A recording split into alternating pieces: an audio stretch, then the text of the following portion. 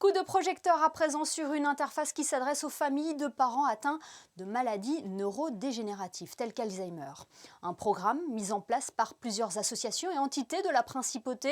Pour en savoir plus, nous avons contacté le médecin à l'initiative de ce projet. Bonsoir Alain Pess. Bonsoir madame.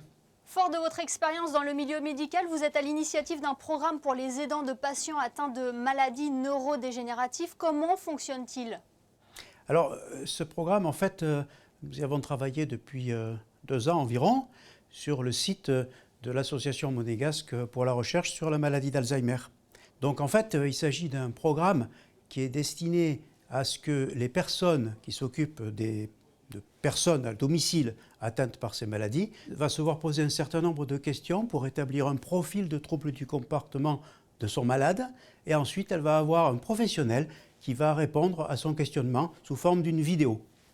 Alors concrètement, c'est de la prévention, c'est mieux comprendre ces maladies et anticiper des situations auxquelles le patient serait confronté. Alors c'est tout à fait mieux comprendre la maladie, savoir que ces troubles du comportement sont en fait sont pas des volontaires la plupart du temps de la part du patient, mais que ce sont les symptômes d'une maladie. Donc l'objectif est d'expliquer aux familles, aux aidants les plus proches, pourquoi pas même aux professionnels, comment ça se passe, qu'est-ce qu'on peut faire pour prévenir ces troubles du comportement, qu'est-ce qu'on peut faire pour les prendre en charge. Donc il y a différentes solutions qui sont proposées, et effectivement, outre la meilleure compréhension, il y a aussi un problème de prévention des conséquences avant tout des troubles du comportement. Comment les personnes atteintes d'Alzheimer vivent cette situation si particulière actuellement ? 2 situations principales. D'abord, il y a la situation où la personne ne se rend pas compte qu'elle est atteinte de cette maladie.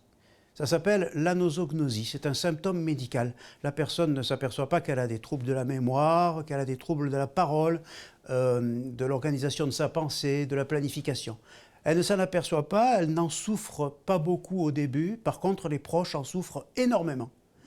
Et puis la seconde façon de vivre les choses, je caricature un peu, mais c'est quand même la réalité quotidienne, c'est que la personne se rend compte. Et là, elle se rend compte de la dégradation des capacités cognitives. C'est générateur d'anxiété, c'est générateur de dépression, c'est générateur de troubles de l'appétit, de l'alimentation, d'une perte d'autonomie, bien sûr. Et donc, ce sont les deux grandes façons de vivre la maladie. Après, bien entendu, il y a des intermédiaires possibles entre les deux. Comment les personnes âgées, nos aînés, vivent cette crise sanitaire ? Il est clair que les personnes âgées, en général, sont en difficulté avec la réduction des visites chez elles ou en établissement.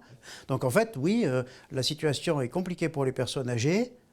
A contrario, elles ont peut-être, et on peut peut-être leur conseiller des petites choses à faire pour garder quand même une certaine condition physique et cognitive, disons, suffisante pour affronter cette épreuve.